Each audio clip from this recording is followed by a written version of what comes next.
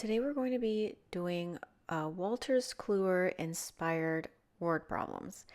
The first thing, using dimensional analysis, the first thing that you want to know before you even start a problem is what are they asking you for in regards to dimensional analysis? And they're looking for total intake in milliliters. So that's your keyword. Also for this equation, you need to know that one cup equals 8 ounces and 1 ounce equals 30 mLs. So we see here that there's 6 ounces of apple juice. You can do this one of two ways. You can add up, you can do 6 times 30, 8 times 30, or you can add up all the ounces and then multiply it by 30 at the end. So we're putting down 6 ounces of apple juice, 8 ounces of broth, 6 ounces of the popsicle, 1 cup of gelatin, and I'm just going to go ahead and do it now. So it's 1 cup of gelatin is going to equal 8 ounces, right? Because I said at the top that 1 cup equals 8 ounces. So if we have gelatin, we're just going to go ahead and write there 8 ounces of the gelatin. So now you're going to add everything up, and you're going to add the 6 plus 8 plus 6 plus 8 plus the 4 ounces of tea, and everything's going to equal to 32 ounces. But you are not done yet. Now you need to convert it to milliliters. And the way that you're going to convert it to milliliters is by multiplying it by 30. So 32 times 30 equals 960 milliliters. But wait, there's more. We are not done yet. If your dosage is on paper, I recommend crossing out what you've already added. We still have to add the IV fluids. So the IV fluids say that they are 75 milliliters running at 8 hours. So what you have to do is you have to multiply 75 times 8, and that is going to give you 600. That is going to give you 600 milliliters. So now you're going to add up the 960 milliliters plus the 600 milliliters that we just got from the continuous IV fluids. And when you add all of that up, your answer for this question is 1,560 milliliters. So that is how you calculate intake for this question, especially in regards to the Wolters Kluwer. Wolters Kluwer tends to give a lot of background information that I honestly tell my students is a lot of blah, blah, blah, because you don't need to read all of it. And again, this is for dosage. I'm not saying this goes for other NCLEX questions. But in regards to dosage, you need to figure out what they're asking for.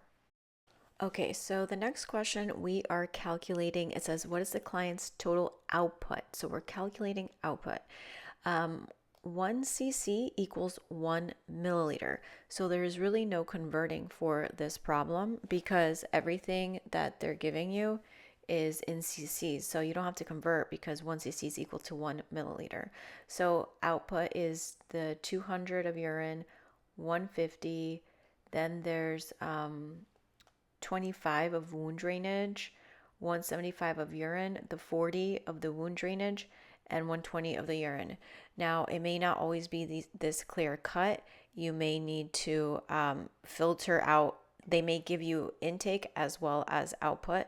So just be cognizant of that you're not accidentally putting an intake in an output question. So the answer to this question is 710 milliliters of output. Okay, the next question that we have is looking for milliliters, and they want you to round to the nearest tenth. So the child weighs 18 kilograms, so they're not giving you pounds. You don't have to convert anything. Now, the order is acetaminophen 15 milligrams per kilogram orally every 6 hours. They're also asking you per dose. So they're getting 15 milligrams per kilogram per dose, so you don't have to worry about in 24 hours for this. The available medication is acetaminophen 160 milligrams over in 5 milliliters. So remember, whenever you're doing dimensional analysis, you always want to start with what you're looking for. And you're looking for milliliters. So you are going to put milliliters on your left-hand side of the equation. And then you are going to equal, and whatever you are looking for, you are going to put as the numerator. The numerator is the top number of the fraction. So you're going to do mLs equal and then mLs. Now, what in your equation has milliliters tied to it? And I see that 5 mLs is tied to 160 milligrams. Milligrams is at the bottom. We're going to use milligrams has to be at the top because you have to those have to cancel out. So it's 15 milligrams per kilogram. Kilogram is at the bottom. That means kilogram is going to be at the top. The child weighs 18 kilograms.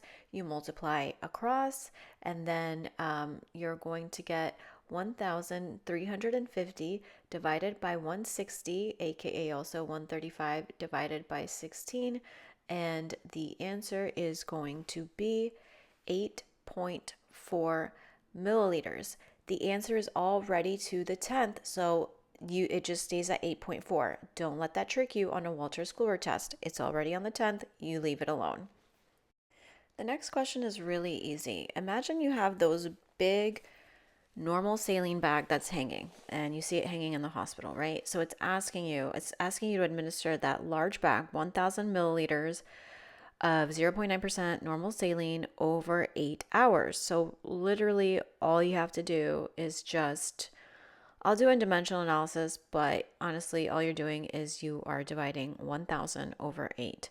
But as dimensional analysis, it's the same thing. You put milliliters per hour, and then you have milliliters at the top, which is 1,000, and then you have 8 at the bottom, and that is going to give you your infusion rate, which is going to be 125 milliliters per hour. If they give you 1 liter, like 1 liter over 8 hours, I just convert right away. Like, you know that 1 liter is 1,000 mLs. So I would just convert right away and say, okay, well, 1,000 divided over 12-hour shifts or whatever. But the correct answer for this one is 125 mLs per hour. Okay, the next problem, the order is metoprolol. Well, first of all, what are we looking for? We're looking for tablets. And the order is metoprolol 25 milligram tablets. How many tablets will the nurse administer per dose? So let's do dimensional analysis first. So the available is metoprolol 25 milligrams. The order is for 75 milligrams. So if in your head you already know like 25 plus 25 is 50, plus 25 is 75, you know you're going to give 3 tabs. But I have had students get this wrong. So let's do dimensional analysis. Tabs on the left, then you're going to put a tab on the top over 25 because 1 tab has 25 milligrams. You multiply it by 75 milligrams because milligram was at the bottom. So you're going to put milligrams at the top, and that gives you 3 tabs. The next question that we have is ceftriaxone. So the order is we're giving ceftriaxone 50 milligrams per kilogram IV every 12 hours. So that means that they're getting every 12 hours 50 milligrams. So that is the per dose. The client weighs 22 kilograms. So again, it's already in kilograms. We don't have to do any converting from pounds to kilograms. And then the available is ceftriaxone 1 gram vial. Because the order is in milligrams, I'm going to go ahead and say that the 1 vial brings 1,000 milligrams. Oh, actually, that doesn't matter. It's reconstituted to 100 milligrams per milliliter. So that is what you're using. The 100 milligrams, there's 100 milligrams per milliliter. So we're going to go ahead and put milliliter at the left equal to, and then what has milliliters, and it's 1 ml has 100 milligrams, right? And then because milligrams are at the bottom, we need to cancel that unit of measurement out. So what has milligrams? Ceftriaxone 50 milligrams, right? So 50 milligrams per kilogram. And then kilograms at the bottom, so we need to cancel kilograms out. So we're going to put kilograms at the top. So then times 22 kilograms, I write too big and I ran out of space. When you multiply all of that across, your unit of measurements cancel and you're left with milliliters. And so it's 50 times 22 is 1,100 over 100. So then the answer is 11, and it's 11 milliliters. If you have zeros at the top and at the bottom, if you don't know this, you can cancel it out. Time would be the only reason why I would recommend this, time saving. So that instead of you dividing 1,100 by 100, you're really, actually this one, you would just know the answer because 11 divided by 1 is 11. So you wouldn't even need to use your calculator. The next question is very easy. Don't overthink it. It's telling you the patient's blood glucose is 312. How many units are you going to administer? All you have to do is what range does 312 fall in? And it falls in the range between 301 to 350. So the correct answer is 10 units. You are administering 10 units per dose. If you found this helpful, please share with your friends so that other people can benefit, and make sure you like, subscribe if you're on YouTube.